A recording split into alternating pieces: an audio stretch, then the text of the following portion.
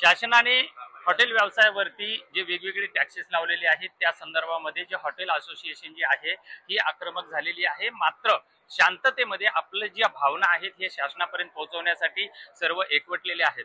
मी आता वसईतल्या हॉटेल असोसिएशनच्या इथे आहे. आपण जर बघितलं तर ही हॉटेल असोसिएशनचे जवळपास 300 ते 350 जे हॉटेल मालक असतील, ओनर्स असतील, त्याचप्रमाणे त्यांचे कामगार असतील, हे सर्व या ठिकाणी एकवटलेले आहेत आणि आज शांततेमध्ये ते जे आहेत वसईच्या तहसीलदाराला निवेदन देण्यासाठी जाणार आहेत. माझ्यासोबत त्या हॉटेल असोसिएशनचे अध्यक्ष आहेत प्रीतम सिंह. प्रीतम जी, क्या कहोगे, आपकी क्या डिमांड है? सर, हमारी डिमांड स्टेट गवर्नमेंट से ये है कि अभी जो इन्होंने एक्साइज के ऊपर कर बढ़ाया है, एक्साइज ड्यूटी बढ़ाई है, उसके बाद हमें रियायत देने के लिए हमारी जो इंडस्ट्री है उसको सरवाइव करने के लिए जो 10% वैट है उसको टोटली एबॉलिश करें और हमारी जो एनुअल एक्साइज फीस आती है हर साल सालाना, उसको जो हमारा इन्फ्लेशन रेट है उसके हिसाब से उसे बढ़ाए और हो सके तो हर 3 साल के बाद 10% बढ़ाए ताकि हमारी इंडस्ट्री सरवाइव कर सके। आज का जो पूरा यूनियन जो है आज का किस तरह का प्रोग्राम है? हमारा आज का साइलेंट प्रोटेस्ट है जहाँ पे जितने भी FL3 रेस्टोरेंट एंड बार के ओनर्स हैं, ना कि सिर्फ वसई तालुका के बल्कि पूरे MMR रीजन के, मुंबई के और विदर्भ, सांगली, सातारा यानी पूरे महाराष्ट्र के जितने भी संगठन है रेस्टोरेंट एंड बार की, उन सबने ये एक साइलेंट प्रोटेस्ट कॉल किया है जिसमें सबके रेस्टोरेंट एंड बार आज बिजनेस के लिए बंद रहेंगे। ना आपको कोई फूड ना कोई लिकर बैठ के वहाँ पे मिलेगा, ना ही आपको किसी भी टाइप का पार्सल दिया जाएगा। आप क्या कहोगे? मेरा ये कहना है कि गवर्नमेंट का रेवेन्यू बढ़ाने में हम लोग का कोई प्रॉब्लम नहीं, लेकिन एक लिमिटेशन रहते हैं। ये एक के साल में 15% लाइसेंस फीस बढ़ाया, उसके बाद में मैन्युफैक्चर पर 60% बढ़ाया, उसके बाद में वैट 5% को 10% बढ़ाया। एक्चुअली ये वैट सिस्टम है, जिस चीज को आप मैन्युफैक्चर टैक्स लग के 25% सेल टैक्स लगाने के बाद में MRP रेट आने के बाद में अभी 300 का एक निप है, उसको 450 रेट लगा के वो 450 में 10% वैट लगाते हैं।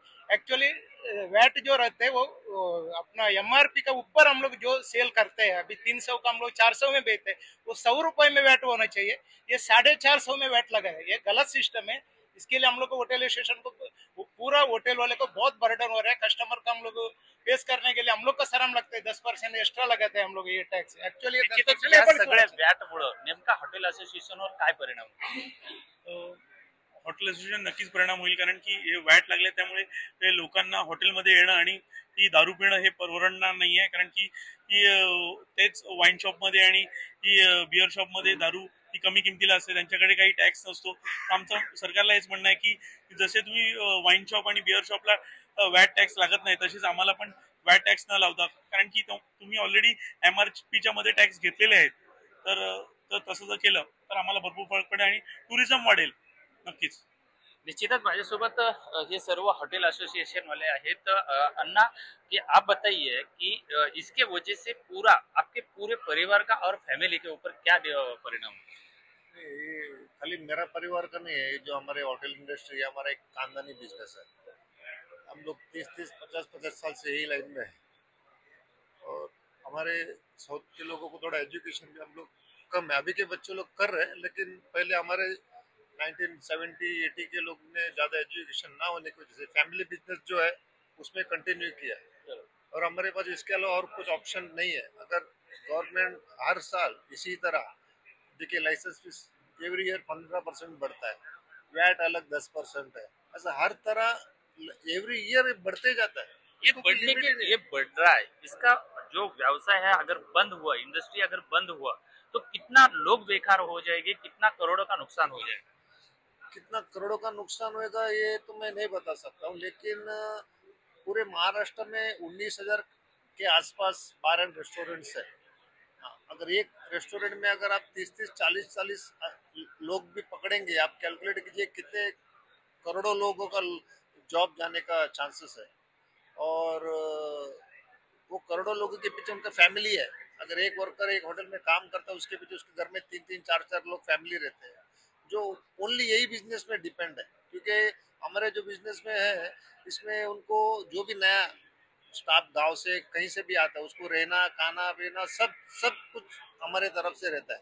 तो उसको और कहीं कुछ एक्स्ट्रा यानी पगार के लिए और कुछ उसको खर्चा करने का ये नहीं। इसके लिए हमारे इंडस्ट्री में जो भी आता है बस यहीं पर रह जाता है क्योंकि उसको खर्चा कम है। अगर इंडस्ट्री अगर बंद हो गया तो लाखों करोड़ों लोगों को ये लॉसेस है। निश्चितच आपण बघितलेलं आहे की हॉटेल इंडस्ट्री जी आहे ही महाराष्ट्रामध्ये 3ऱ्या क्रमांकाची हॉटेल इंडस्ट्री आहे। मात्र या हॉटेल इंडस्ट्रीवरती जे शासनाचे वेगवेगळे कर जे लादले जात आहेत त्या कराचा फटका जो आहे याच्यावरती बसत आहे। नेमकं तुला काय वाटतं की म्हणजे ह्याचा काय परिणाम आहे?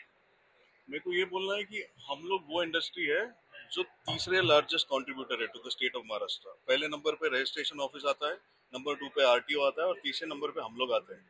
मेरे को ये बोलना है कि हमारे जो माननीय एक्साइज मिनिस्टर है, जब से वो उन्होंने अपना पोर्टफोलियो लिया है, हमको आज तक एक विंडो नहीं दिया हमारा है ना ग्रीवियंसेस उनके सामने रखने के लिए। आज तक हमारे पेरेंट बॉडी के डेलीगेशंस है, उनको कभी एयरपोर्ट के बाहर इंतजार करते हैं, कभी उनके बंगले के बाहर इंतजार करते हैं, कभी उनके ऑफिस के बाहर घंटों इंतजार करते हैं। इसके बावजूद आज तक हमको कभी एक विंडो नहीं दिया उन्होंने, एक मीटिंग नहीं दिया। ये पहला पॉइंट। दूसरा पॉइंट, जो टैक्सेशन है उसमें डिफरेंस बढ़ते जा रहा है। डिफरेंस कौन सा बढ़ रहा है? जो इलीगल और लीगल का डिफरेंस है वो बढ़ रहा है। आज हमारे दरवाजे पे आप अगर आओगे तो आपको वैट भरना है, आपको जीएसटी भरना है, टाइम का पालन करना है। आप यही चीज इलीगल आउटलेट में जाओगे ना, आपको वैट भरना है ना जीएसटी भरना है, और आप रात को नहीं सुबह तक आप बैठ जाइए। ये चलता है, दिन ब दिन इलीगल एक्टिविटीज बढ़ते जा रहे हैं, तो इंडस्ट्री खतरे में। बस यही हमारा मुद्दा है और कुछ नहीं। सर आप क्या कहोगे कि इसकी वजह से गवर्नमेंट आपके साथ कुछ डिस्कस कर रहा है क्या नहीं कर रहा है? ये प्रोटेस्ट तो होते जा रहा है, आप सायलेंट पे जा रहे हैं, मगर गवर्नमेंट का क्या कहना है? शॉर्ट मध्ये आम्हाला एवढंच बोलायचं आहे की गव्हर्नमेंट समजायला पाहिजे, पूर्ण महाराष्ट्रामध्ये असं स्ट्राईक आहे हे कधी झाले नाही। तर आता हे गव्हर्नमेंट समजायला पाहिजे की इंडस्ट्री आता हे टॅक्सेसचा मार्ग घ्यायच्या परिस्थितीमध्ये नाही आहे। हे मेसेज गव्हर्नमेंट समजायला पाहिजे। पूर्ण महाराष्ट्रात बंद आहे म्हणजे समजायला पाहिजे की आता आम्ही लोड घेऊ नाही शकत आता। हे मेसेज गव्हर्नमेंट समजायला पाहिजे आणि याच्यावर काहीतरी ते निवारण काढायला पाहिजे। हरीशन्ना क्या कहोगे कि अगर गवर्नमेंट ने आपका सुनवाई नहीं किया तो आगे की किस तरह की तैयारी है? गवर्नमेंट को सोचना चाहिए। हमारे पीछे लाखों लोग हैं, ये सप्लायर्स है हमारे पास। किराने डालने वाला है, मच्छी वाला है, मटन वाला है, चिकन वाला है, पनीर वाला है, मावा वाला है, ऐसा बहुत सारे आइटम है। वो सब वो लोग कभी हमारे नहीं, वो लोग कभी पेट भरते हैं इसमें। हमको एक बहुत तकलीफ है। अभी हर घर घर में भेजेंगे। अभी घर पे 10 हमारे उधर तो 10 घर में एक घर में भेजने को चालू होएगा। पहले था थोड़ा कंट्रोल में आया था, फिर वही चीज फिर बनेगा। तो आगे की तैयारी कैसी रहेगी? आगे देखें हम हमारा पूरा सब लोग मिलके कैसे क्या करने का सोचते हैं। तो हम भेजेंगे नहीं, दारू भेजने हम फरवड़ेगा भी नहीं, वो भेज भी नहीं सकते। हम बंद करके बैठना पड़ेगा। खाली जो खाना थोड़ा कुछ भेजेंगे, हमारा घर का परिवार के अंदर खाना पकाने का हम लोग कितना मांगते, हमारा ही पेट भरने का, दुनिया का किसके दूसरा पेट भरने का जैसा हमारे से होएगा ही नहीं करने के लिए काम। निश्चितच माझ्यासोबत त्यांचे वकील सुद्धा आहेत की तुम्ही कशा पद्धतीने ही सर्व बाजू कोर्टामध्ये मांडणार आहेत, कोणत्या आर्टिकल खाली आणि काय सांगणार? बघा साहेब, ह्याच्यामध्ये आपल्या भारतीय संविधानामध्ये आर्टिकल 19(1)G मध्ये सांगितलेलं आहे की प्रत्येकाला उपजीविकेचा अधिकार आहे, प्रत्येकाला शांततेच्या मार्गाने व्यापार करण्याचा अधिकार आहे।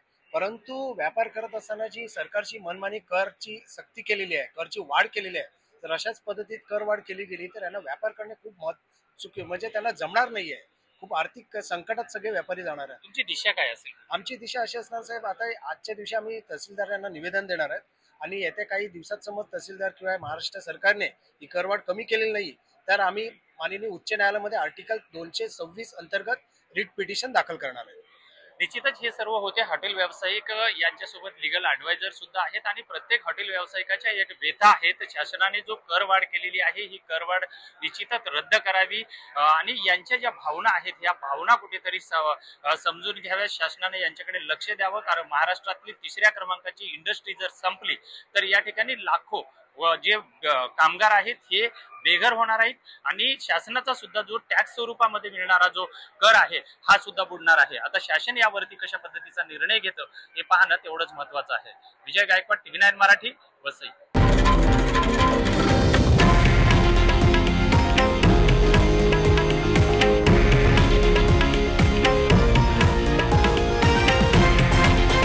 हे आहे देशातील नंबर 1 न्यूज नेटवर्क आणि आपण पाहत आहात TV9 मराठी, एकमेव।